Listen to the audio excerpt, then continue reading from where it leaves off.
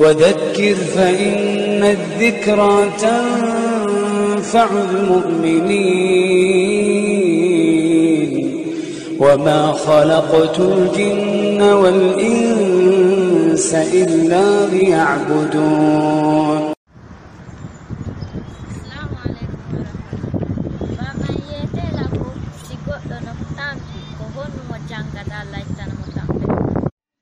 إن الحمد لله والصلاة والسلام على أشرف المرسلين ومن والاه أما بعد السلام عليكم ورحمة الله. هذا مسيب جل بهيد يدي جوك كندير دجابا غونغال لندنغال فاطمة لندي إن لندنغال توتا كلا يمين هنواتون جنيه فاموغول كهندو نتلون ودتا كهندو نتلون غيردتا كهندو نتلون تورتا الله سبحانه وتعالى سوهبي مابونde سوهبي بيتende سوهبي ساتende nder gurda makko dan o rewi rewete den fo o ronkuyo nde sattende do iwu ko honno gerdata en no en wowlay taw ko hen dum wonata sabu neddo hebude tampere gurdam mon dan ko dum woni en yewti dum don e video men fejju do musibbe julbe kala mo hawrale video yo eto yiltito taw hawray on video don o faama dum don e nder de yewtere men do haray hiden yewta hande kadi ko hen dum wonata sabu neddo hebude newendeji adna en e lahara kala ko faala kon ko hennum o wadata Allah okkora mo jawdi Allah okkora mo jiidi Allah okkora mo cellal Allah okkora mo kala ko faala e gurdam makko ran inshallah en yewtay dum e nder o video do ko hendum non attorten adu en yewde fi dum don hiden resima video men fejju don en yewtuno ko hendum wadi si tawi hara neddo on o wi'ama sa wadi dum do o a heɓay probléme a heɓay ɓittende a heɓay sattende gurdam maɗan kono noon hiɗa wondi e woɓɓe kamɓe hiɓe wadde ɗum ɗon ɓe hala heɓude sattende ɓe ala heɓude ɓittende gurdam maɓɓe ɗan ko hen ɗum waɗi ɗum ɗon en yewtuno ɗum e vidéo feƴƴu ɗon e nder vidéo feƴƴu ɗon kadi en yewtuno yoga e gundoji seytaneji ɗin e mbileɓe ɓen ko honno ɓe mbileɓe woni etorde ɓe jiiɓa yimɓe ɓen ɓe waddidira yimɓe ɓen e Allah subhanahu wa taala ɓe waddidira e welduɓe ka nder suudu ɓe taƴa enɗan yiltoɓe jala o tigi ɓe inna o tigi ko huɗaɗo en yewtuno ɗum kadi e nder on vidéo feƴƴuɗo ɗon kala mo hawrale makko yo eto yiltito e makko sabu nden yewtere men ko fuñituɗen gundoji bileɗɗen e on vidéo ɗon wonno sabu ɓe dartade vidéo on seeɗa YouTube monta vidéo o musidɓe julɓe haray sen hawrdeyde vidéo ji enen kadi ettoɗen waɗen like e share sabu ha ando hino wodi yiduɓe ɗi vidéo ji ɗo sen derfi waɗugol like e share haray ɗum ɗon no wona sabu vidéo on heɓude defete musidɓe julɓe haray hande ko hen ɗum yewteten ɗo e yurmede Allah subhanahu wa taala ko adi kon taw hiɗen andintina ko yejjutuno ɗen e nder on vidéo ɗon ɓay en yewti fi programme seytaneji ɗin e mbileɓe ɓen en yejjutuno andintinde kala mo ɗum ɗon woni lorrude nder gurdam mum ɗan ma hiɗa andi siɗɗo ma kala ka wontiri aduna mo ɗum ɗon woni lorrude haray yamirmo yo noddu ɗi contact ji ɗi wonɗon yiide ka écran ɗo inchallah woday ko wallitorɗen o tigi haysi ko du'a ma tindingol o tigi ko honno o gerdata o seeday ɗum ɗon en ɗuuɗi en meeɗi hawrude e probléme ji heewɗi tentini sonnaɓe ɓen ɓe tawatara seytaneji ɗin piyay woɓɓe seytaneji ɗin piirayɓe ay waɗa batte cabbi ɓanndu ndum fof haray ɓe herside ɗum ɗon ɓe suuɗa ɓe wolanta yimɓe ɓen ko ya wowlu min wallirte du'a inchallah mo tawata harasa du'ori on ɗon Allah subahana taala o woɗɗinte seytaneji ɗin min holle ko honno gerdata seyda e ɗum ɗon nde wonno ko hunde newinde kono noon se a wattana lili no wawi soñjudema ma soñja siɗɗo ma on gurdanɗam fo musidɓe julɓe haray nder o vidéo ɗo wiɗen hiɗen yewtude ko hen ɗum woni sababuji Allah ɗin okkude goɗɗo newende aduna e lahara en kontay ɗo piiji noogay inchallah ɗin piiji ɗon ko ɗin piiji wonata sabu Allah subhanahu wa taala o waɗande neɗɗon kala ko faala e gurdam makko ɗan yilto kadi yewten ko honno goɗɗo tororta Allah subhanahu wa taala ko honno o du'orta ko sa'aji honɗi du'aji ɗin jaaboto musidɓe julɓe haray kala e meɗen yo hawju taw partage gol o vidéo ɗo wota innu ko ha gaynamo darude partage mo harande siɓɓe ma gonno darude an kadi hiɗa darorde kala e meɗen hendido ɗi vidéo ji yo hawju partage gol ɗi waɗa ɗi like musidɓe julɓe haray ko adi kon taw wiɗen hiɗen wi'a ko adi konko wonata sabu Allah subhanahu wa taala o yiɗude neɗɗo on o okkoramo kala ko o faala e nder gurdam makko ɗan ko attaqwa kulol Allah subhanahu wa taala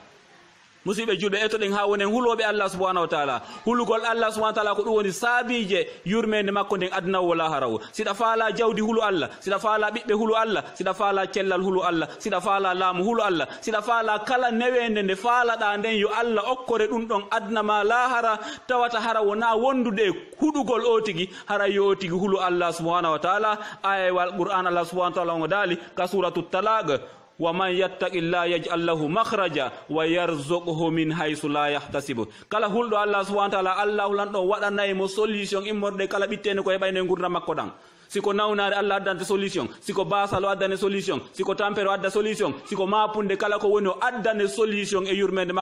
Ndaren ɗe ayje ɗo musidɓe julɓe ɗum ɗo ko fodari Allah subhanahu wa ta'ala, fodari lanɗo mo anduɗa hay goto ala hewtitiɗo mo gongugol fodore fuɗɗore dargol ka suratu talaq. Allah subhanahu wa ta'ala emo yewti ɗon fodariji ɗo foti ɗin huloɓe mo ɓen ka fuɗɗori ka adna ɗo wona haala fi lahara. wa man yattaqillaha yaj'al lahu makhrajan wa yarzuquhu min haythu la yahtasib. Kala huluɗo Allah subhanahu wa ta'ala Allah on fodimo wonde o waɗanayi mo solution yaltirgal immorde e kala probléme ko heɓaynoma ko heeɓe gurdam makko ɗan. Allah lanno okkay mo solution on probléme ɗon, yilti kadi o newinana mo gurdam makko ɗan, yilto o arsika mo e noneji ɗi o mijortano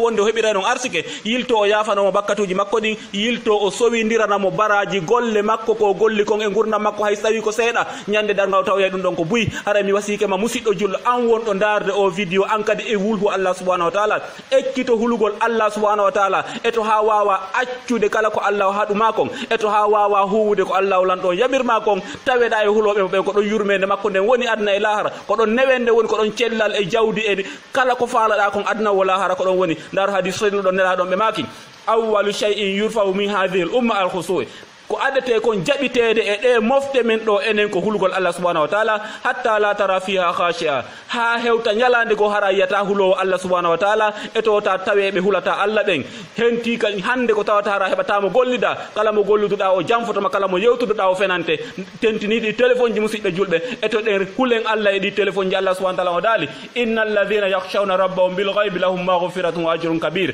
ɓen huloɓe Allah subhanahu wa ta'ala hulamo ka wirni ton antun e téléphone ma on ka danki, antun e téléphone ma wota rewtude yata yewtude yewɓe janamɓe.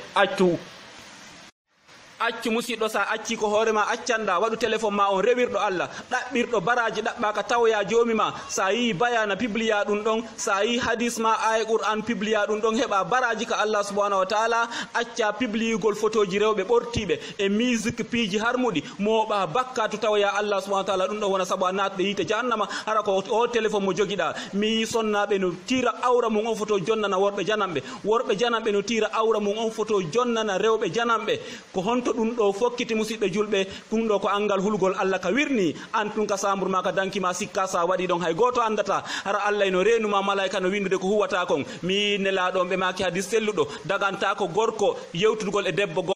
yewtudugol e ɓengu goɗɗo si wona e duŋaye makko, daganta ko gorko wo gorko a tuggude ɓengu goɗɗo haala si wona hara landi mawdi makko permission. Enen en yewitoto piijigo ɗum ɗo no wona saabu lettudema adna e lahura ara wattanta yil musidɗo julɗo. Hule Allah ka wirni acce yewtudugol e rewɓe yimɓe ɓen windangol ɓe ko nandite muɗum. Ndare nelaɗon ɓe maki ittaqu da'watal mazlum fa innaha laysa baynaha wa baynallahi hijaba. Hule toñugol sa yewtude ɓengu goɗɗo ɓawo makko so huɗima nangete, ɗum ɗon lorde adna wo lahara o waddindire Allah subhanahu wa ta'ala. Musidɓe julɓe sen hulali Allah hara hay nokku en fokkita musidɓe julɓe. Ndaari Allah o ndaali ittaqu yawma turja'una fihi ila Allah thumma tuwaffa kullu nafsin ma kasabat wa hum la yuzlamun. Hule ñande hoto ton ka Allah andeɗa wadde ndeɗa yewtude e ɓengu goɗɗo nde naɓande ɓengu goɗɗo message a antata ko a maayowo yaha ka Allah yoɓeɗa ko wonɗa huwde kon.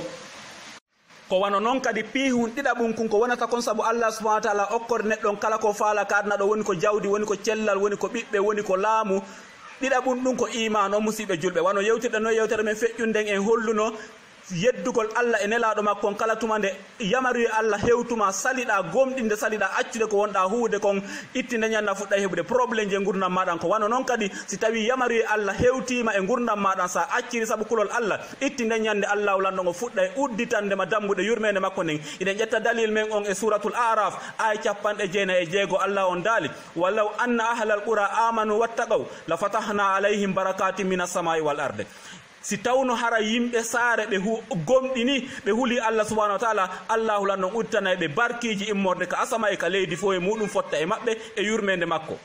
ɗi piiji ɗiɗi adɗe lintude ɗo ko ɗiɗo woni saabije yurmede Allah nden adna e lahara, wonande kala faalaɗo saabije yurmede Allah nden adna e lahara. Ko ɗiɗo kadi ɗowete ha wona jaatiguijo Allah subhanahu wa ta'ala, wonande kala anduɗo nafa wonugol jaatiguijo Allah subhanahu wa ta'ala. Hay si tawi ko président jo leydi ka wonɗa ɗon, si tawi a woni jaatiguijo on ɗon yeeto lanko ha hon to haray ammarɗa teddugal e ɓuure e ndin ɗon leydi, lillahi masalul ala. Itti e sikke noon jaatiguiyagal Allah ngal si tawi an a woni jaatiguijo Allah, ndaari ko Allah wima suratul Yunus aya 60 Allah on dali ala inna awliya allahi la khawfun alayhim wala hum yahzanun ala ande dey faame wonde jaatigiɓe Allah ɓen wona ɓen woni mapotoɓen adna e lahara wona kadi sunotoɓen ko homɓe non woni ɓen Allah on daali alladhina amanu wa kanu yattaqun ko ɓen ɓe anda kamɓe hiɓe gomɗini kala ko Allah lanɗon daali kon e puis kadi hiɓe huula Allah subhanahu wa ta'ala kala kaɓe woni ndaari nelaɗon maaki innama waliyallah wa salihul mu'minin ko woni jaatigui am min ko Allah e moƴƴuɓe ɓen e gomɗinɓe ɓen tataɓum ɗum ko wonata sabu kon Allah subhanahu wa ta'ala ittande en ɓittendeji ɗin kala majji o waɗana en barki e ñameteji men ɗin o ittana en heege sattendeji adna e lahara haray ko o istighfar Allah subhanahu wa ta'ala himo dali e ayewal ka suratul Nuh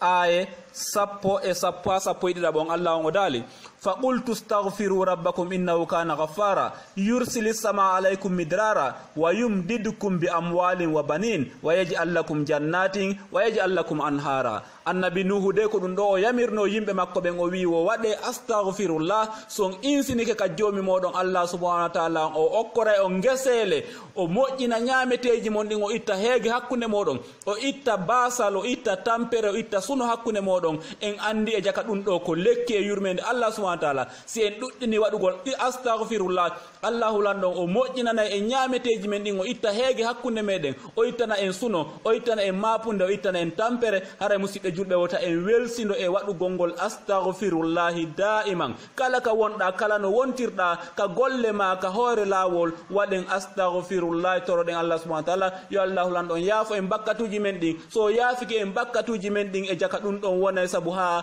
o yanñana en arsikaji men ɗin o okkora en ɓiɓɓe o okkora en jawle o okkora en cellal o okkora en kala ko faalɗen kon adna e laara haray siwe ɗum ɗon piihu naya ɓum kum wiɗen ko ashukr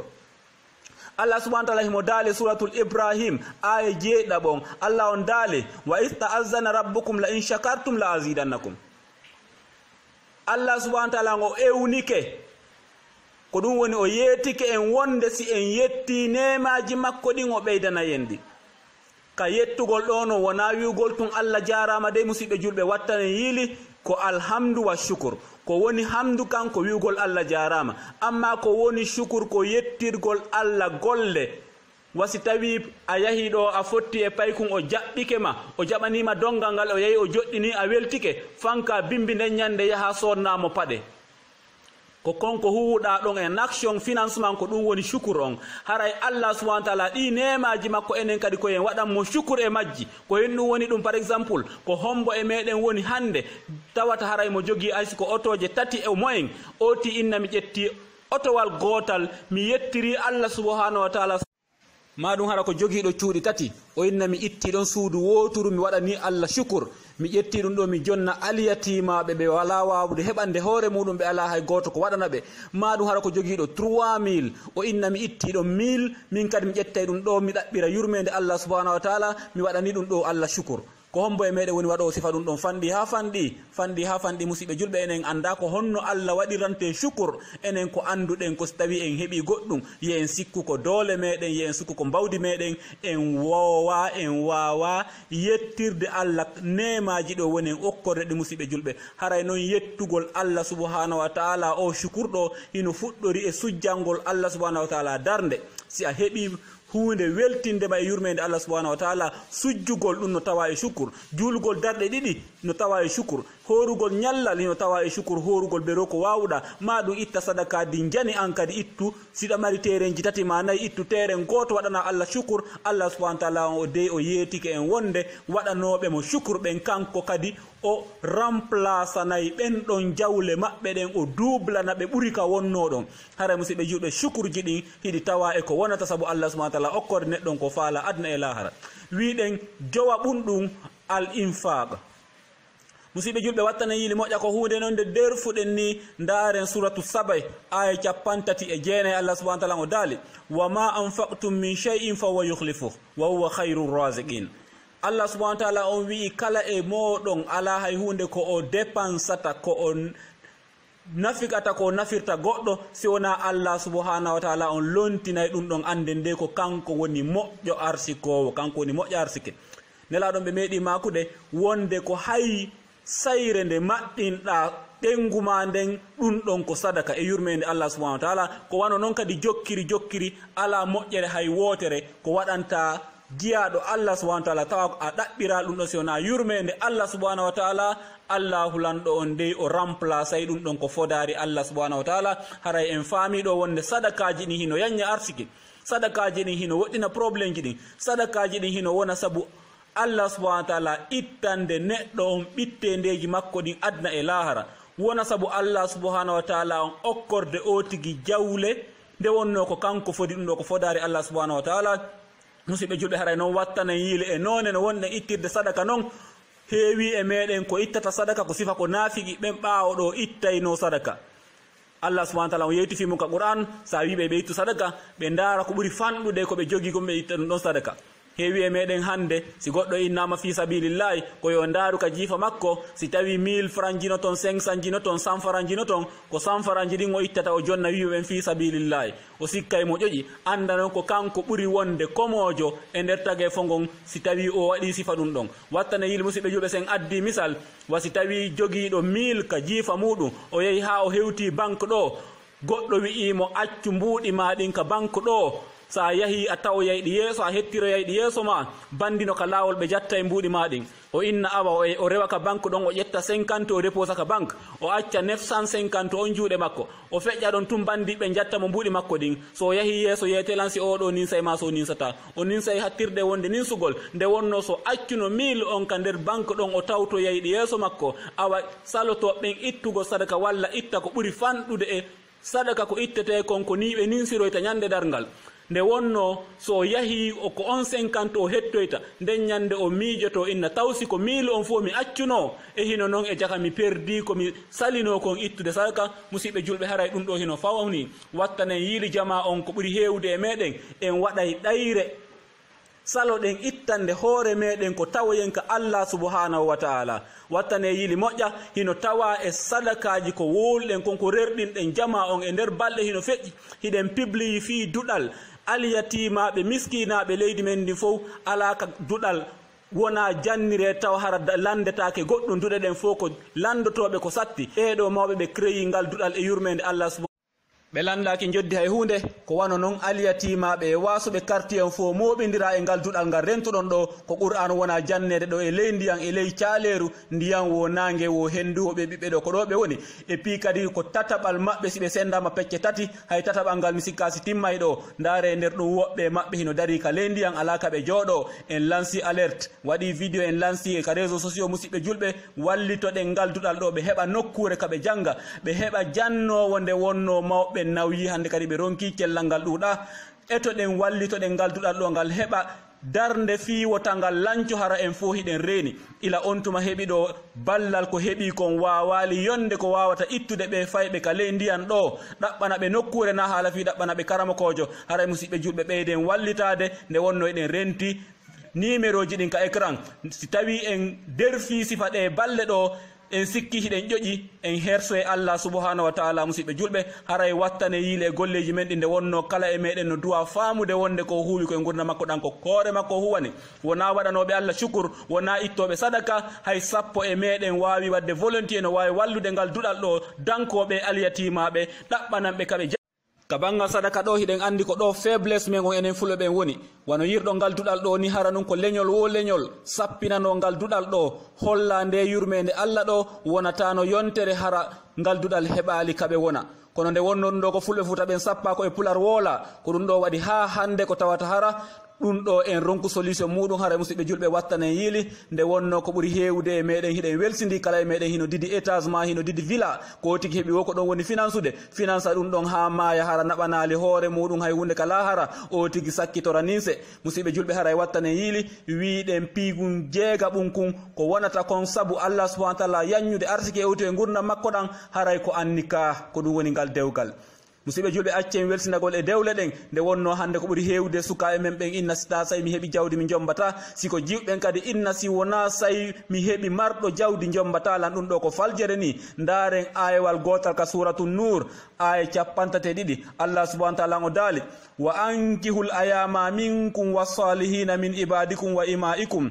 in yakunu fuqara yughnihumullahu min fadli wallahu wasi'un alim. Haray de wattane yili wota on salo okkitirgol, wota on salo okkitirgol ma okkugol ɓurɓe lo'ude on e muɗum dewle on tuma ɓe innayi maccuɓe horɓe hande noon ko ɓurɓe lo'uɓe de ɓen wiyeten ɓe alana hoore mum ɓen hay hunde nelaɗon ɓe meeɗi makude.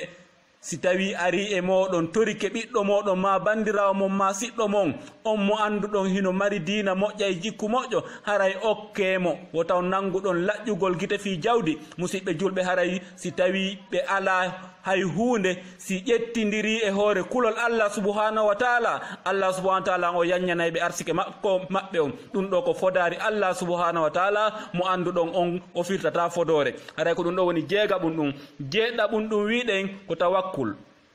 wakkilorgol Allah subhanahu wa taala. nelaɗon ɓe maaki e hadis selluɗo mo Tirmidhi filli ɓe maaki law annakum tawakkaluna ala Allah haqqa tawakkulihi la razaqakum kama tarzuqu tayr. si tawi no goɗɗo e moɗon wakkilori Allah subhanahu wa taala no o duwa wakkilorede non Allah subhanahu wa taala o arsikirayno on wano arsikirta non colli ɗin.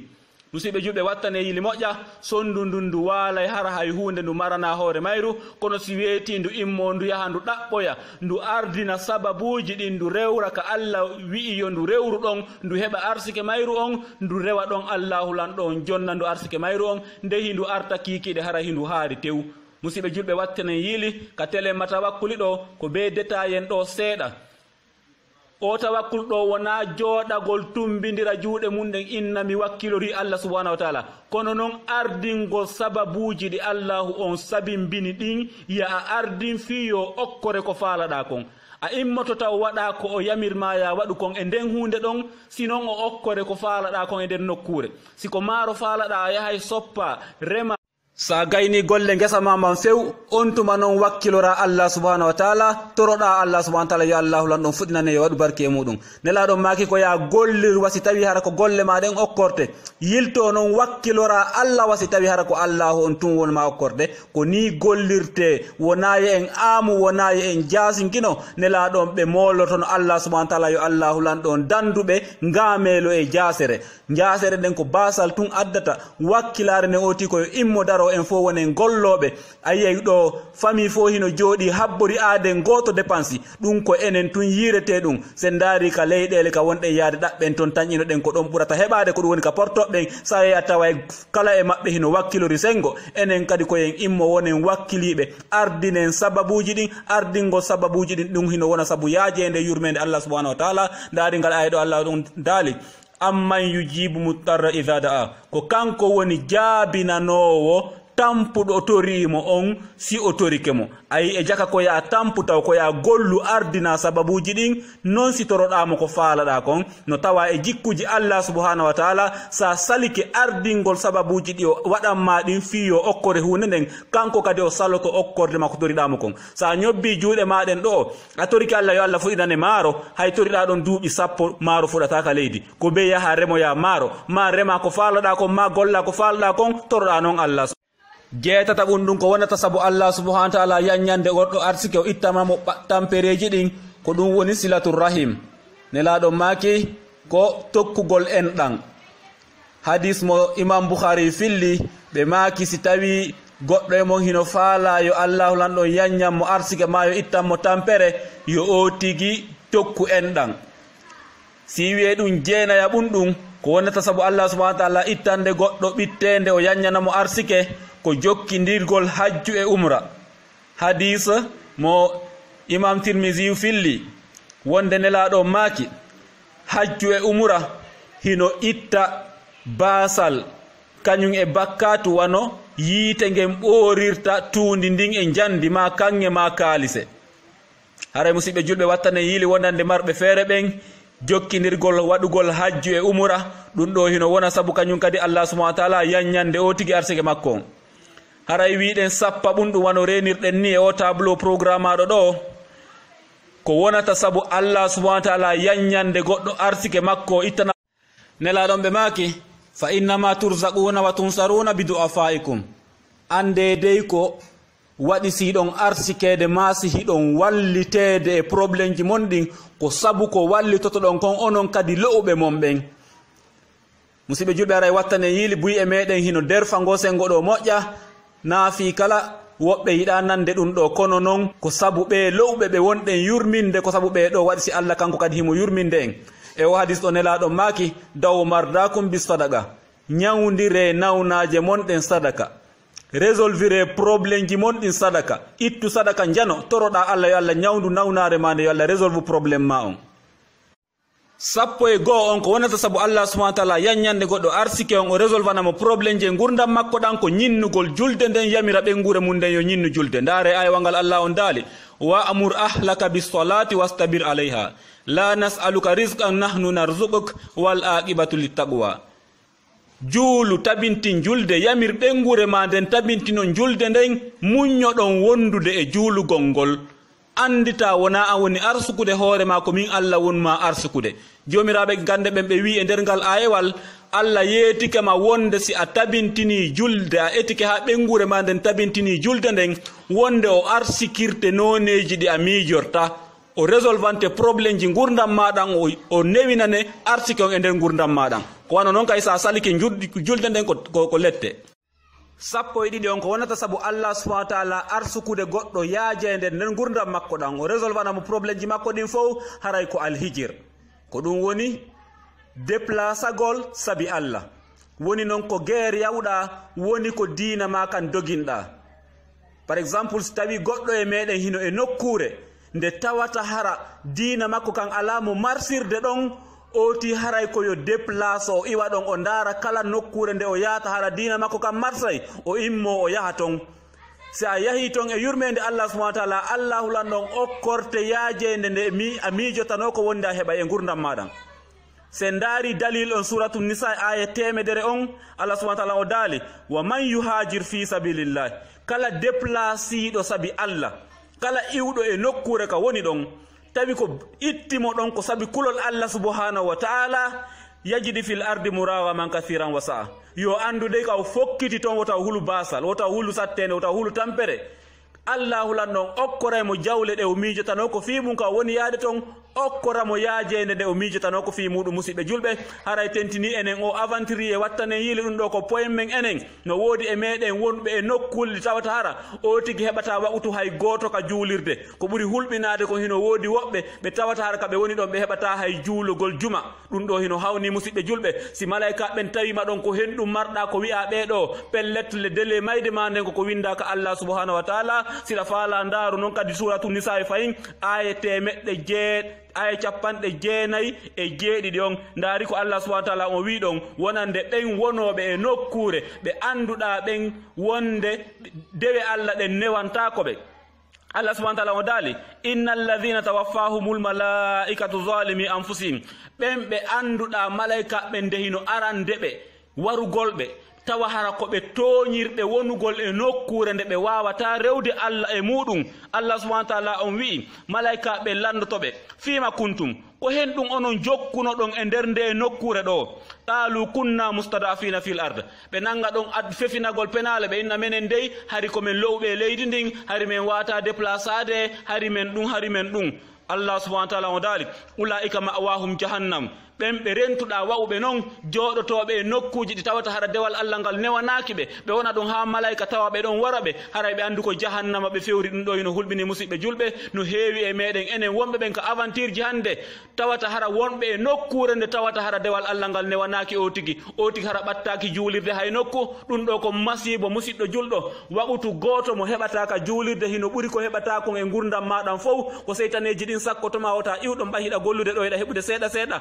wota iwɗo sa iwiɗo golle maɗen bonayi seytaneji ɗin fenayi iwɗon ndaaru ka dina ma ka moƴƴata wo yara ɗon musidɗo julɗo sa woni ɗon ha a maayi haray ya andu a perdi sa iwri ɗon saabu kulol Allah subhanahu wa taala tawi ko saabu dogilngol dina ma kan ka yahuɗa wo Allah okkorte arsike ma on ɗum ko fodari Allah subhanahu wa taala jeeyaɗe fodareji makko kanko mo anduɗa on o firtata fodore. si wiye ɗum 13 on ko tawata hara wona e saabu Allah subhanahu wa taala yanñande goɗɗo arsike makko on o résolvanamo probléme ji gurdam makko ɗan haray ko duumagol e gandal. Enen noon hiɗen yawiti ɗum ɗo musidɓe julɓe wattane yiili moƴƴa. Duumagol e gandal wona sabu Allah subhanahu wa taala on yiɗa o tigi ko ɗum woni duumagol e ɗaɓɓugol gandal e gurdam maɗan. Wattane yiili moƴƴa musidɓe julɓe, ayyey goreɓe ɗiɗo hino yaltida ɗo, oya yalta yaha ɗaɓɓere, oya yalta yaha ɗaɓɓugol gandal. E nder duuɓi 10 yawɗo ɗaɓɓere on haraw darni suudo soodi otowal, yawɗo ɗaɓɓugol gandal on haraw mara hay hunde. Yawɗo ɗaɓɓugol gandal on so arti o iwti ɗaɓɓugol gandal duuɓi 10 kanko o fuɗɗo noon ɗaɓɓere makko nden e baa. Ka o fuɗɗi ɗon ɗaɓɓere makko nden a taway e nder hitande ma duuɓi 2 hara o ɓurtike o wonnoɗo ɗaɓɓude jawdi e nder duuɓi 10. Wattane yiili moƴƴa ɗum ɗo ko konngol nelaɗo on. Ndaare hadis nelaɗo on ɓe maaki, man talabal ilma takaffala llahu lahu risqahu. Kala duumiɗo e ɗaɓɓugol gandal Allah subhanahu wa ta'ala timminanaymo arsike makko on. Allah hulan ɗon sowidiranaymo arsike makka on. So immike o ñande o fuɗɗi ɗaɓɓugol jawdi o e nder duuɓi seeɗaji, o ɓuray ɗaɓɓuɓe jawdi e nder duuɓi 50. ɗum ɗo ko yewtere nelaɗo Allah tedduɗo on musidɓe julɓe. Haray si i wiɗon wiɗen ko hubbin nabi, yiɗugol nelaɗo Allah on 14 on ko wonata sabu Allah subhanahu wa taala newinande goɗɗo gurdam makko ɗan yañanamo arsike makko on, résolvanamo probléme ji makko ɗin. haray ko yiɗugol o nelaɗo Allah tedduɗo mo yiɗo musidɓe julɓe. ɗum ɗo noon enen o zaman ɗo hiɗen weltidire ɗum hande ko ɓuri em hewde e meɗen en maraɓe saboten se wona yiɗuɓe ɓen nelaɗon. wattan yiili moƴƴa nelaɗon ɓe maaki hadis selluɗon, allahumma man ahabbani, ya an Allah mi torike ma Allah kala yiɗuɗolan faj'al rizqahu kafafa, waɗanmo arsike makko on yonowomo. ɗum ɗo ko du'a nelaɗo on ɓe torike Allah yo Allah hulanɗo on newinan, yo Allah hulanɗo on waɗan kala yiɗuɗoɓe e gurdam mum ɗan, yo Allah hulanɗo on waɗanmo arsike makko on yonowomo. wattane yili musidɓe julɓe, o du'a noon kadi ɗen renti flagrant, o du'a ko jaabiɗo e hoore gomɗinɓe ɓen. wattan yili ɗo kala mo yiɗa hino yiɗi nelaɗo on, hino yiɗi ɓornorgol no nelaɗo on ɓornorta noon, hino yiɗi ɓornirgol ɓengure mum nden no ɓengure nelaɗo on ɓornorayno noon, hino yiɗi waɗugol haajuji mum ɗin alhaaliji makko ɗin fof o ñembina nelaɗo Allah on e hoore giggol. a taway arsike makko on ko arsike yonayɗomo e gurdam makko ɗan. hay si o heɓali gila jawdiwil manetegil e ko nandite muɗum, kono noon o heɓata sattede nde tawata hara o 15 on ko wonata sabu Allah subhanahu wa taala yurminde neɗɗo résolva probléme ji makko ɗin fof okkoramo yaajene gurdam makko ɗan ko an nasre ko ɗe balle. musidɓe julɓe wakkilo ɗen wonen wallitotoɓe yimɓe ɓen, wonen ittanoɓe yimɓe ɓen ande, wonan ittanoɓe yimɓe ɓen mapundeji maɓɓe ɗin, wonen immotoɓe immoda e maapiɗo jokkamo ha wallamo résolvugol probléme makko on. taw sa anday no joddi ɗum ɗo musidɓe julɓe, eyno eɗen suɓi ɗo hadisi je 5 kala e mumen yo janggan hoore muɗum hadisi je selluɗe fi en raɓɓini yewtere men nden. hino tawa e muɗum nelaɗon ɓe maaki, man yakun fi hajati akhihi yakunu llahu fi hajatihi. kala occupiɗo e résolvugol probléme siɗɗo makko, Allah subhanahu wa taala on kañum kadi occupoto e résolvugol probléme ji ma ɗin. andita noon ko an ɓuri marde probléme ji résolveteɗi ka Allah subhanahu wa taala. wakkilode musidɓe julɓe nane hadis hawniɗo daareɗo nelaɗon ɓe maaki, nde ɓe waɗata itikaf ka juulirde maɓɓe lewru timmudu, ko ɗum woni ufinagol hoora lewru ndun fof, janga qur'an waɗa ɗum ɓe maaki nde ɓe immoto ɓe yaha ɓe résolva probléme hum goɗɗo, ɓe ɗowta goɗɗo ɓe walla mo ha probléme hum makko kum résolve o. ɗum no ɓurani ɓe nde ɓe waɗata itikaf lewru ka nder juulirde maɓɓe musidɓe julɓe. ɗum ɗo hino hawni enen ko ɗum ɗo wonɗen yawitade. nelaɗon ɓe maaki golle ɓurɗe moƴƴude ɗe Allah subhanahu wa taala ɓuri ɗen yiɗude ko nde goɗɗo weltinta siɗɗo mum julɗo, ma nde o yoɓantamo ñamande, ma nde o ñammintamo sayre. musidɓe julɓe haray ɗum ɗo ko golleji ɗi anduɗon ko wonayɗi sabu Allah subhanahu wa taala weltanade goɗɗo. 16 on ko wonta sabu Allah subhanahu wa taala yurminde neɗɗo on o ittanamo tampireji makko ɗin wiɗen ko as-sabr, muñalngal. musidɓe julɓe wattanen yiili moƴƴa ekkitoɗen muññagol sen heeɓi musiba, sen heeɓi ɓittede, sen heeɓi tampere. wattane yili qur'an on fo Allah subhanahu wa ta'ala o inna milan yiɗi kaari kono ɓay hewti ka muñal. Allah subhanahu wa ta'ala ko wi ko inna Allah ma as-sabirin, Allah no wondi e muññiɓen. sa muññike tun haray hiɗa wonde Allah subhanahu wa ta'ala. ko hen ɗum no woni muññagol ko tuma tampere nden heɓuma lorra ka wonduɗa kan heɓuma hara a yeddali Allah sabu a heɓi kan lorra ɗon. iwi e yahugol kara makko arsike an on satti waɗanan ɗum ɗo, gollanan ɗum ɗo, walla wujjugol ma jattugol sabu ɓittende ma nden yeddugol Allah sabu tattende ma nden wota a jaɓu ɗum ko ɗum woni muññagol ngol e yurmede Allah subhanahu wa taala ko waɗi noon ko ya andu directement wonde nden tampere heɓundema ɗon koye koddoriye Allah subhanahu wa taala Allahu on o jarribotoma woni aya qur'an hewde Allah subhanahu wa taala no yewti fi mum aywal go o wi inna kunna mubtalin menen de ko men jarribotoɓe nelaɓon ɓe maaki idha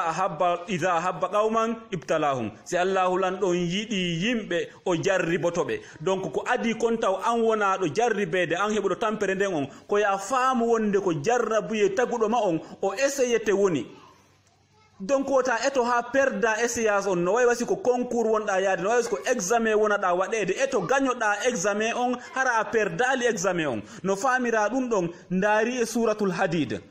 aye no gay e ɗiɗaɓo on Allah subhanahu wa ta'ala himo daali ma asaba min musibatin fil ardi wala fi anfusikum illa fi kitabin min qabli an nabra'aha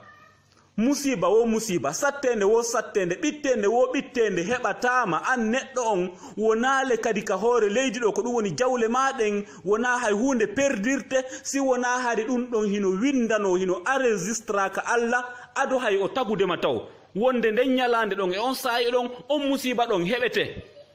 on musiba ɗon si heɓima ko ya andu koko programme e juuɗe Allah subhanahu wa taala taguɗoma on ado ɗum ɗon wadde Allah wi wo ɗum ɗon on koko windano neeɓi ado ɗum ɗon wadde ko waɗi noon so yeetima ɗum ko ya andu likay la ta'saw ala ma fatakum ko fi wota a nangu susiwil janil tampereji feƴƴutuɗi fi ko perduɗa kon wala tafrahu bima atakum wota kadi a mantor ko okkoraɗa kon sa heɓi jawdi a ɓuri peyima on fo a ɓuri leñol ma ngol fo wota manto dey andu Allah windino wonde o okkete ndin jawdi ado okkudema ndi siko musiba on kadi anda Allah windino wonde on musiba ɗon hewtete ado musiba on hewtude donc ko ya andu ɗum ɗo ko tagge fo Allah subhanahu wa ta'ala ngo o programmini ala nama an si wona muññagol si musiba on hewtima anda ko Allahu lan ɗon ñaawi ɗum ɗo e hoorema musidɓe julɓe aya jeni hino waali e kene wota en hay ko qur'an on sen hayki qur'an on en yahay e niwre en tampinten to e gurdam men ɗan haɗa wiɗen 17 on la yayas min rawhillah wota taƴo e yurmede Allah nden aywal qur'an Allah subhanahu wa ta'ala ngo daali innahu la yayasu min rawhillah illa alqawmil kafirin taƴotako e yurmede Allah nden si wona ɓen heferɓe an ko a gomɗinɗo wota sattende heɓe e gurdam maɗan ɓittende heɓe ha taƴoɗa e yurmede Allah nden weeta ñande go miijoɗa an kan Allah wallatama fes Allah ittantama nde ɓittende ma siko nawnare Allah ittantama nde nawnare Allah ittantama nde sattende subhanallah wota a meeɗu hara satti ha satti kala no sattende heɓirma e gurdam maɗan ñande wo ñande yo taw hara ko nden ñande ɓurɗa tanƴinade wonde Allah subhanahu wa taala ngo ittante ɓittende ma nden 17 on ko arrida koye taw hara hiɗa weltori on jarrabuye mo Allahu lan ɗon jarri borma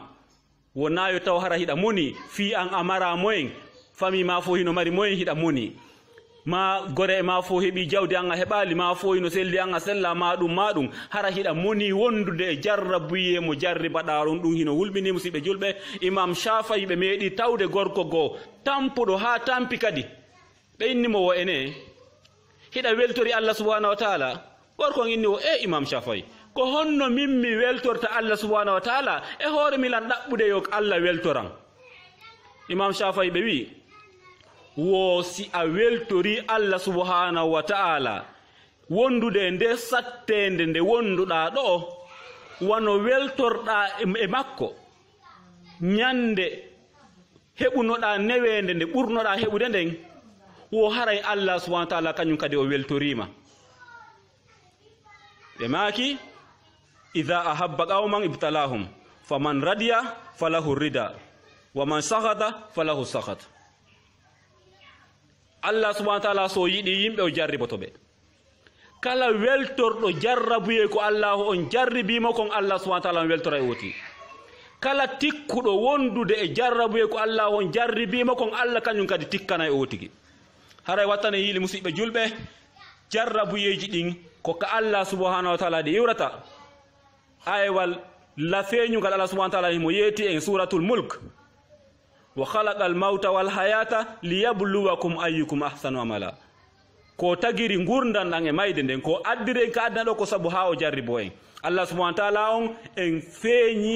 feeñani en wonde Allah subhanahu wa ta'ala o jarriboto yimɓe ɓen si tawi o yiɗiɓe kono noon koɓe o yiɗi ɓen kadi o jarriboto en yewti ɗum e vidéo men feƴƴuɗo on to fodde Allah no jarribadema andu ha joni mo yiɗuma ñande Allah gaynuma tikkande o huɗuma o yaltimma e yurmede makko nden wo itti ɗon o jarribotakoma hande kadi musidɓe julɓe hiɗen foti famude ɗon 19 on wiɗen kota darro neɗɗo on wonu yankinantoɗo Allah subhanahu wa ta'ala wonu jebbilotoɗo si tawi ta darru on ari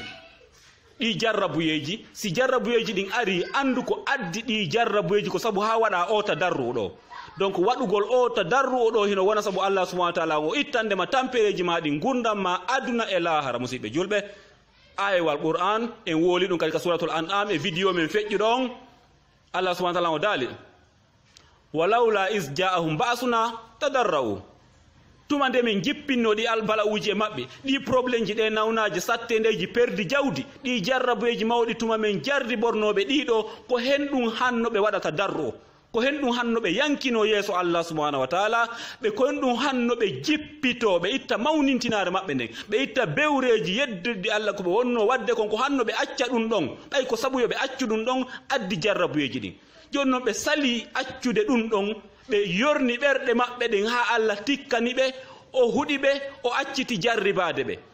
haray musidɓe julɓe ta darru on woni point 19 on ko wonata sabu Allah subhanahu wa ta'ala o ittande neɗɗo on ɓittende makko nden o wattita ɗum ɗon e newende musidɓe julɓe haray nogay on piihu nogayaɓum kun ko wonnata sabu Allah subhanahu wa ta'ala o ittande neɗɗo on ɓittende makko nden o okkoramo yaajende gurdam makko ɗon haray ko du'aji ɗin ɗiɗo piiji 9 si ɗi timmi nogay on haray musidɗo julɗo ko ya hebbi waɗugol du'a nelaɗon hadis selluɗo ɓe maaki la yaruddul qada illa du'a yiltata koddoriyeji Allah ɗin si wona du'aji ɗin ko du'a tun wawi yiltude albalaw o tippo hara nden ñande weetay ñalorma yaha heɓa accident ɗa koyɗe maɗen ɗiɗi kala hela immoɗa nden ñande ka subaka toroɗa Allah yankinoɗa fewtamo jeejamo ha on koddoriyeɗon yilto yaha ronka heɓde accident on few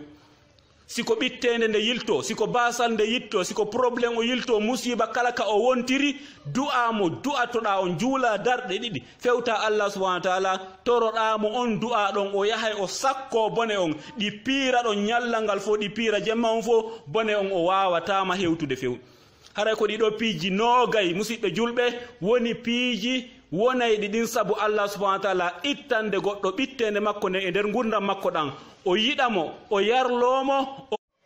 no faamiron tun wonde du'aji ɗin yilta e masiboji ɗin mi sifano on ko feƴƴi e hoore an e nder duuɓi heewɗi ɓaawo ɗo mi meeɗi yaade e nder leydi heeferɓe hiɓe nanga yimɓe ñande o ñande ɓe tampina yimɓe mi waali ñande goo mi hoyɗi miɗo nanga mi immi jemma mi juuli darɗe ɗiɗi mi tori Allah subhanahu wa ta'ala mi tori Allah dandam bone maɓɓe on e yurmede Allah subhanahu wa ta'ala nden ñande ñalorma miɗo woowi rewde ka gorejo an himo waɗi restaurant min wona ɗon ha sifana on ɓattike min immo min yaada min juula fana on min arta nden ñande mi woni ɗon ha e sa'i hun tum mi mirñi ka mi jooɗi ɗon mi ɓitti mi jiɓi ande ko honɗum waɗi ko yomi immo tuwas ko goɗɗum walla raɗade mi miiji wonde ko goɗɗum boni ka an minni yomi yahi mi darastayna goɗɗum sumi ton walla ko nante muɗum mi immi mi yahi ha mi hewti mi sotti bafal ngal mi naati mi tawi hay hunde waɗali suudu an ɗum mi arti ha mi hewti ka restaurant mi tawi e jaka nangoɓe luttitilan gorko on o ngalɗi o landilan wayiɓe minni mi yiyali ɓe ko homɓe o wi wo yaltugol maɗo nangoɓe hino natude e wo hewtutugol maɗo kadi ko joni joni ɓe yalti musidɓe julɓe ndaare yurmede Allah nden mo yawi ke du'a haray o anda ko yawi mo yawi giggol Allah subhanahu wa ta'ala haray o anda ko yawi o yi ko giggol Allah kon gerata kon giggol Allah ngol humpitilan nden ñande milan duwano nangede kono ɓay mi torike mo o dandirilan saabu yurmede makko nde musidɓe julɓe haray enen kadi tinnoɗen e du'a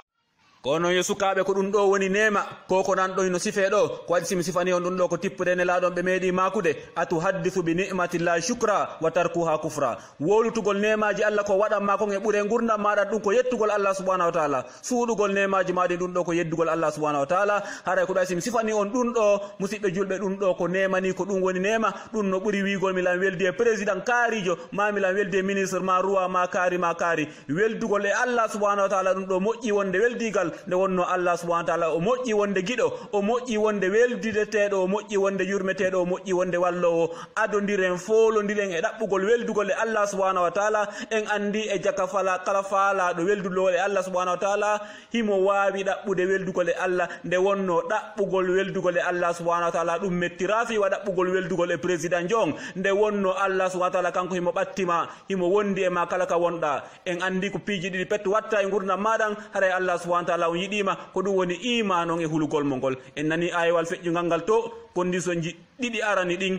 Allah subhanahu wa ta'ala o wi jaka ko gomɗinɓe mo hulayɓe mo ɓen ko ɓeɗo woni jatiguiɓe makko ɓen e jaka condition ya woni jatiguijo Allah subhanahu wa ta'ala eto ha wona gomɗinɗo iman timmuɗo etoɗa ha wona hulowo Allah kulol timmugol haray a woni jatiguijo Allah ɗum wona cora noon sakko wona no metti andude ma hino metti heɓude musidɓe julɓe haray ɗiɗo piiji nogayɗi lintuɗen ɗo kala dattiɗo dari waɗi ɗiɗo golleji makko waɗi ɗiɗo haajuji makko haray yo andu o waɗi affaire e gurdam makko ɗan kala derfuɗo ɗi piiji nogayɗi lintuɗen ɗo haray yo andu o derfi haajuji makko ɗin adna wola harawo musidɓe julɓe haray ko hikki ɗo hande kadi ko ettotoɗen anden ko honno goɗɗo torota Allah subhanahu wa ta'ala koye condition hombo torotoɗa Allah subhanahu wa ta'ala ko leer hombo torotoɗa Allah subhanahu wa ta'ala tawa hara ko ɗon leer ɗon o ɓuuri yiɗude ko adi konta o neɗɗo on an faalaɗo on du'aji ma ɗin yo jaabo haray hiɗa mari condition goto mo duwaɗa famude musidɗo julɗo ko ya wonu wallowo yimɓe ɓen taw tentiniɓe ɓurɗa ɓen wonu nototoɗo faabo e noddanduji ɓurɗa ɓen e nder gurdam maɗan nde wonno si a welsidiki e wallitagol ɓe ɓurɗa ɓen Allah subhanahu wa ta'ala o welsinoto e wallitagol ma e haajuji ma ɗi fewtata ɗin toragol mo yo waɗane hadis selluɗo nelaɗon ɓe maki ma min imamin yuhliqu babahu duna zal hajati wal illati wal maskana illa yuhliqu llahu samawati duna hajati wa illati ala hoorejo wo hoorejo ala yeesojo wo lanɗo wo hikkinaɗo yeeso kala ka hikkinera ala hay goto e maɓɓe fermowo biro mum on hara o gaynali huntude haajuji miskinaɓe aroɓe landoɓe haaju makko haaju mum ɓen si wona Allah subhanahu wa ta'ala kañum kadi fermay dambude asama on ga e haajuji makko ɗin musidɓe julɓe wattane yili moƴƴa hadisa hawniɗo ni kala e meɗen ko hoorejo amma ko a hoorejo ka famille ma ko a hoorejo ka ɓengure ma ko a hoorejo ka saare ma ko nandite muɗum kala e meɗen ko hoorejo kala e meɗen yo hulu Allah subhanahu wa ta'ala e ko aynina kon nelaɗon ɓe meɗi makude kullukum ra'in wa kullu ra'in mas'ulun an ra'iyati en fo moɗon kon ayninaɓe on fo moɗon kon landiteteɓe ga e ko aynina ɗon kon e jaka en fo men koyen hooreɓe kala e meɗen yo huulu Allah ka ɓengure muɗum o datto o darano huntugol haajuji ɓengure makko nden ko wano noon kadi kala ɓe ardinaɗa e gurdam maɗan yurmin ɓeɗo ko ɗum ɗo woni ellaji yeesoɓe men ɓen enen ko waɗi si ɓe watta ha ɓe maapo tawata haraji ɓe toriki Allah jaɓantaɓe tawa ko beɓe yaha ɓe tawya woɓɓe ka village ji e ko nante mum ɓennaɓe ɓen waɗanɓe torare Allah subhanahu wa ta'ala hara noon ko kanko ɓurno ɓattade jaabinanede du'a taw so huluno Allah e kako e ko Allah lanɗon halfinimo kon ga e ɓe o ardi ɓe musidɓe julɓe haray ko adi kon taw neɗɗo siɗa faala wonde jaabinanteɗo du'a wonu huntowo haajuji ɓe halfinaɗa ɓen e gurdam maɗan rerɗuɗo yaajuɗo yurmede wallitotoɗo tampuɓe ɓen etoɗa ha Allah subhanahu wa ta'ala o winde yiɗuɗo yanganade ɓe ɓuri ɓen kanko kadi ko kanko ɓurma kanko Allah kanko kadi o etoto o hunta haajuji maɗin du'aji maɗin wona jaabotoɗi hara hiɗen raɓɓinɗina hadis jeɗen e sen wiyen addirayɗe ɗo goto goto yewtere men nden juutay hiɗen raɓɓinɗina to musidɓe julɓe yaafoɗon hino woodi étape ji jowi ko tawata hara nelaɗon hiɓe tindini en wonde neɗɗo siɗa e ɗinɗon étape ji haray du'aji maɗin ko jaabotoɗi ko adi kon koko wonɗen e mum ɗo kon fayin al imamu adil sa woni yeesojo nunɗuɗo hulowo Allah subhanahu wa ta'ala du'aji maɗin ko jaabotoɗi wassa'im e horuɗo sa woni horuɗo fewndo on sa ɗon du'aji maɗin ko jaabotoɗi wal mazlum e toñaɗo sa woni toñaɗo e on sa ɗon du'aji maɗin ko jaabotoɗi a wiyaka noon ya huɗu toñuɗoma on ndaaru ko ɓurɗa faalede kon e juuɗe Allah toroɗamo ɗum ɗon o waɗante yejjita to e huɗugol toñuɗoma si wi ɗon safir ko ɗum woni wonɗo e voyage wonɗo e hoore lawol kala ka wonɗa voyage ude a gomɗinɗo haray sukkintoragol Allah subhanahu wa ta'ala fewndo sa ɗon nelaɗon ɓe maaki du'aji maɗin ko jaabotoɗi wal walidi ala walidihi aw aw waladihi jibinɗo on kadi ko du'anto kon ko toranto kon ɓiɗɗo makko on woni ko du'awo ma ko kuddiwo ɗum ɗon kadi musidɓe julɓe anden ɗum ɗon kadi ko jaboto ɗum haray ko he ɗaɓɓir mawɓe men ɓen du'a anden du'aji mawɓe men ɓen e hoore meɗen ko jaboto ɗum ko wano noon kadi woɗɗitoɗen toñugol mawɓe men ɓen anden ndey si ɓe huuɗi ɗum kadi ko jaboto ɗum musidɓe julɓe haray ɗiɗo noneji jowi sa'aji jowi ɗiɗo o alhaali neɗɗo on du'a muɗum ko jaboto ɗum si wi ɗon haray nokkeli sa'aji wi'en taw sa'aji ɗi du'a on ɓurata jabade ɗin ko adi kon ko sa'a tataɓo sakkitoro on e nder jemma on musidɓe julɓe mandite moƴƴa kala ka wontirɗon yo calcul jemma on sen calculimo leerji 12 haray ƴettu leer 4 sakkitoro on mo subaka on tawa on e nder muɗum e nder ɗin on leer tataɓo sakkitoro on e nder jemma on haray e nder o tan ɗo o tigui tinnoto juula toro Allah subhanahu wa ta'ala holla Allah subhanahu wa ta'ala haajuji makko ɗin nde wonno hino woodi hadis je filliɗe wonde e on sa'i ɗon Allah aray haaka asama hikkiɗo e meɗen ɗo o lando ko hombo mari haaje am mi huntanamo ko hombo faala goɗɗum e juuɗe am mi okkoramo haray musidɓe julɓe tataɓal jemma sakkitoro on du'aji ɗin ko jabotoɗe on sa'i ɗon si wi ɗon sa'i hombo kadi si noddinama waɓutu wo waɓutu noddinama hakkude ɗon e waɓutu on darnede tinnoɗen toragol Allah subhanahu wa ta'ala ɗon kadi faaleji men ɗin du'aji ɗin koɗi jabotode on sa'i ɗon si wi ɗon kadi habbagol waɓutu ɓaawo waɓutu kala waɓutu mo juuluɗa tawi hiɗa mari tan joɗagol habbo waɓutu arowo on yeeso ɗon musidɗo julɗo haray e nder on tan ɗon kadi du'aji ɗin ko jabotoɗi tinno ɗon kadi du'oɗa toroɗa Allah subhanahu wa ta'ala nelaɗon ɓe meeɗi juulude futuro wondude sahaba e maɓɓe ɓen ɓe jooɗi ɓe habbi geeƴe ɗen e nder ɗum nelaɗon maaki wo weltore wonde Allah subhanahu wa ta'ala o udditi dammuɗe asama on himo sappina en malaikaɓe makko ɓen himo inna ndaarede ɓe jiyaɓe an ɗo ɓeɗo hay hunde joɗɗinaɓe ɗo si wona hiɓe juuli waɓutu gayni hiɓe habbi waɓutu goo kadi won habbagol waɓutu e ɓaawo waɓutu ɗum ɗo de hino tawa e ko wonata saabu o tig jabinanede du'a ko ɓuri hewde e men noon hannde eɗen wakkili perdinoyde tanji men ɗin ka caféhoy ka télévision je ko nanditi e muɗum haysi tawi hiɗen mari tan en wakkilaki wonde habbagol waɓutu e ɓaawo waɓutu e piisi a wakkilike a habbike waɓutu e ɓaawo waɓutu nelaɗon ɓe meeɗi makude kala juuluɗo waɓutu fodde o immaki ka o jooɗi ɗon haray himo wayi wasi tawi hara himo juulude sa juuli futuro hakkude ɗon a jooɗi ka habbike geeƴe no wayi wasi tawi itti futuro ha hewti geeƴe hiɗa juulude musidɗo julɗo tawta ɗon kadi hara sa du'i keɗa torike Allah subhanahu wa ta'ala faaleji ma ɗin fewndo on saayi ɗon ɗum ɗon hino wona sabu Allahu lan ɗon o jaɓandema du'aji ma ɗin haray iwen ɗon aren e konguɗi wonayɗi sabu ɗin du'a jabade konguɗi ɗi tawata ɗin sa wooli ɗin ɗon hino wela Allah subhanahu wa ta'ala no wona sabu Allah subhanahu wa ta'ala o jabinande oti du'aji makko ɗin ko adi kon taw ko qawlu la ilaha illallah Abi Hurayra ɓe meeɗi makude wondinaɗum maaki ala hay e goto e moɗon wi'owo la ilaha illallah e hoore goonga si wona Allah subhanahu wa ta'ala on udditanaymo dambugal asama o hara musidɓe julɓe hebbingol konngol ngol wiigol la ilaha illallah ɓaawo ɗum toroɗa Allah ko faalaɗa kon haray no tañƴinaka Allah subhanahu wa ta'ala o jaabinane ko toriɗama kon si wiye ɗum ɗon du'aul istiftah du'a udditirɗo julde on si a darni julde nden ha gayni ɗin du'aji ɗi waɗata ɗon si fuɗɗoɗa noon jangude fatiha ɗin ɗon du'aji kanji kadi hiɗi wona sabu asama on udditede wona sabu du'aji ma ɗin jabade hino tawa e majji konngol Allahu akbar kabira walhamdulillahi kathira wa subhanallahi bukratan wa asila nelaɗo ɓe meeɗi joɗde sahabaɓe ñande ko ɓe nani gorko hino wowla ngo konngol ɓe yeƴƴiti ɓe inni wo min alɗi ko hombo wowlingol konngol goɗɗo wi o ko min wowlingol nelaɗon maaki awa min alɗi ngol konngol nde wowluɗa ngol konngol Allah on udditi dammuɗe asama on sabu ngol konngol ɗo hara ngol konngol hino tawa e du'aji ko du'ete kon si o tigi darni hakkunde ɗon oti fuɗɗude jangude fatiha yo naafi kala no heewi e meɗen fuɗɗoɓe jangude fatiha haray ɓe habbiri tum ɓe addali du'a buy hino heewide du'aji arayɗi ton tawa hara ko du'aji wonayɗi sabu asama on udditede wonayɗi sabu du'aji ma ɗin jabade musidɓe julɓe arewta en weddito e ɗin piiji si wiye ɗum haray konngol ngol anduɗen fi muɗum Allah nelaɗon ɓe maaki mo wi'i Allahu rabbi la sharika lah ɗum hino wona sabu Allah subhanahu wa ta'ala on jaabinande oti du'a makko on ittanamo ɓittendeji makko ɗin ɗi fof majji. si wi'e ɗum konngol nelaɗon ɓe meeɗi makude hiɓe jooɗi hakkunde sahabaɓe ɓe maaki on accay mi yeeto on konngol ngol tawata hara kala mapunde nde heɓuɗon kala suno ko heɓuɗon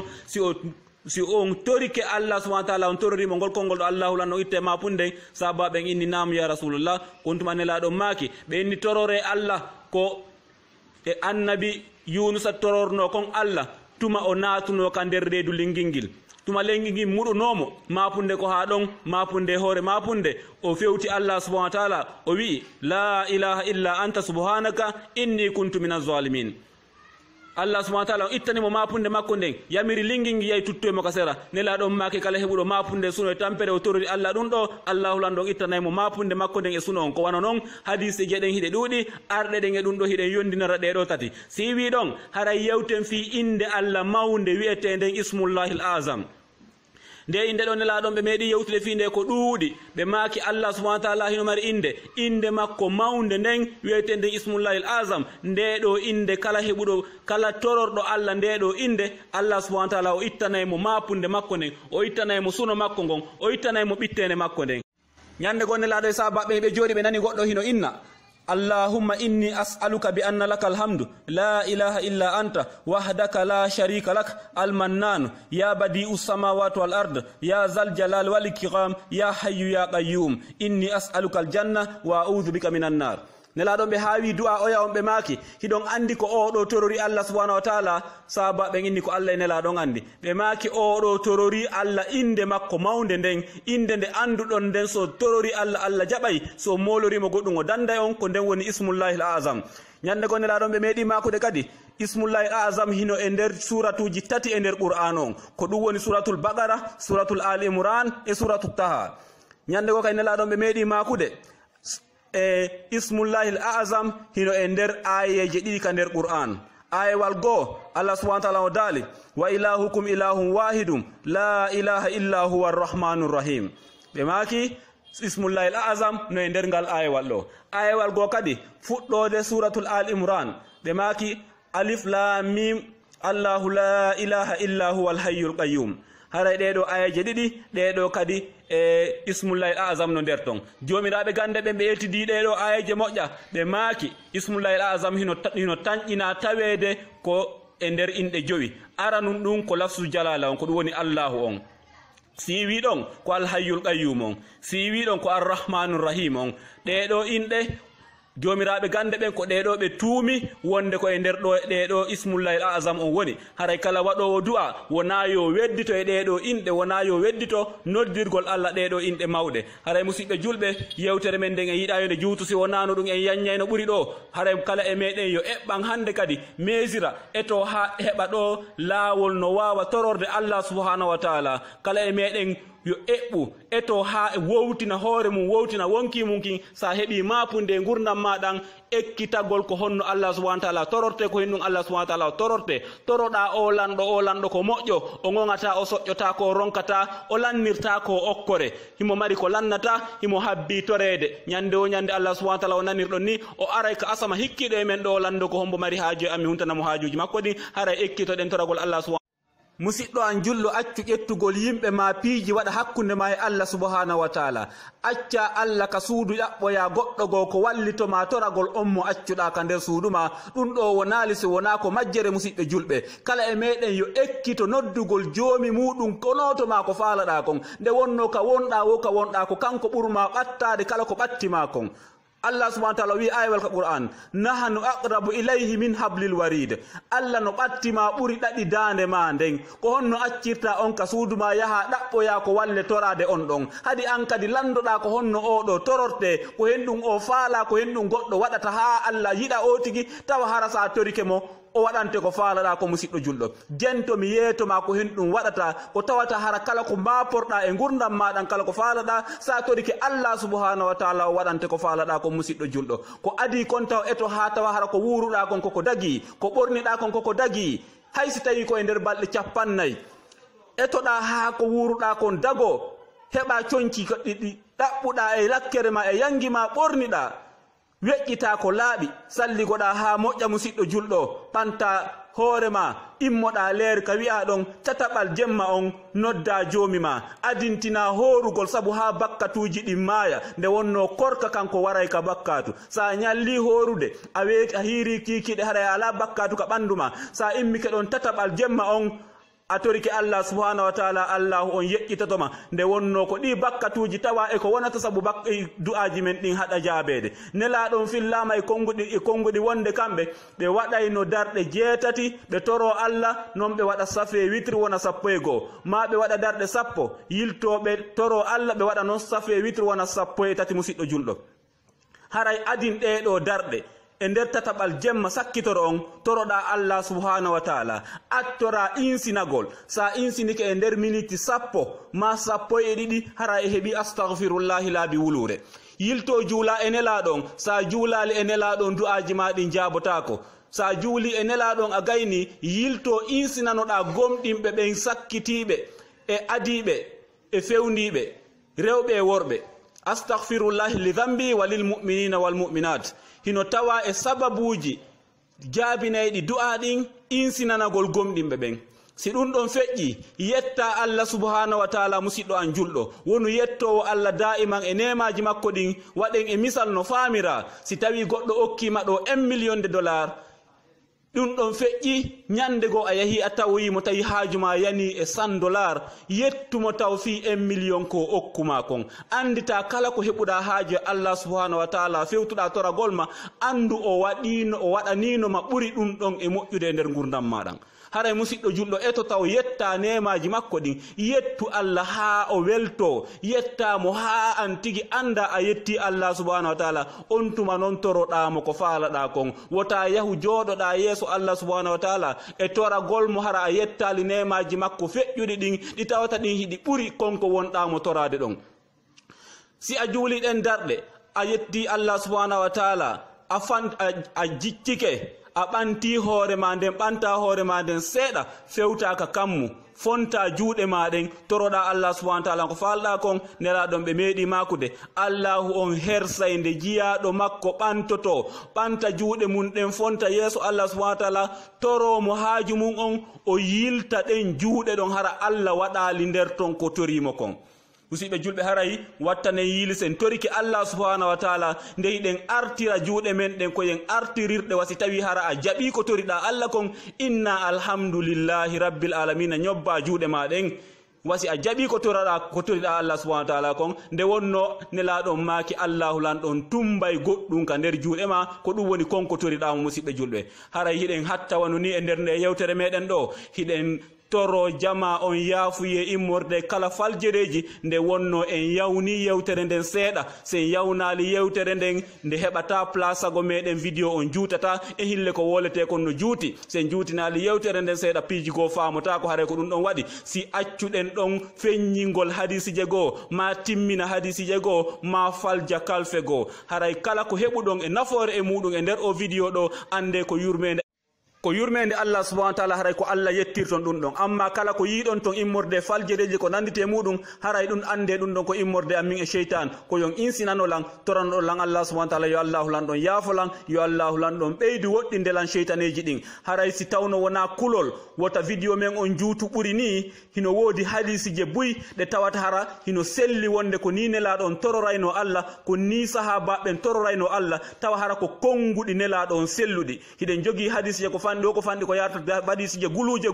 ko tawatara e nafay tagi fo ngon kono eɗen raɓɓinɗina wano ɗo e nder sa'aji aroji ɗin en waɗa haysi ko vidéo hoye daɓɓoy e nde wonde buganoɗen jama on ko jama on sembinora e toragol Allah subhanahu wa ta'ala haray hiɗen waɗa o vidéo ɗo oɗo wonana en sobasuman kala e meɗen wawi andude ko hen ɗum ardinta yeeso muɗum Allah yiɗamo wona saabu ha sa toriki Allah Allahu lan ɗon jaɓa inchallah e sa'aji aroji ɗin en wattayde bugade vidéo hoye daɓɓoy wonay koye saabu ɓeyda faminde jama on konguɗi tigiti nelaɗon e sabaɓen ko ɓe tororayno kon Allah subhanahu wa ta'ala haray ɗen hattawa ɗo musidɓe julɓe en toriki Allah subhanahu wa ta'ala yo Allah lan ɗon waɗo en nani jaɓi yo Allah waɗo en yimɓe aljanna yo Allah lan ɗon fottindinoyen en fo meɗen ka nder aljannaji makko wama tawfiqi illa billah alayhi tawakkaltu wa ilayhi unib assalamu aleykum wa rahmatullahi wa barakatuh.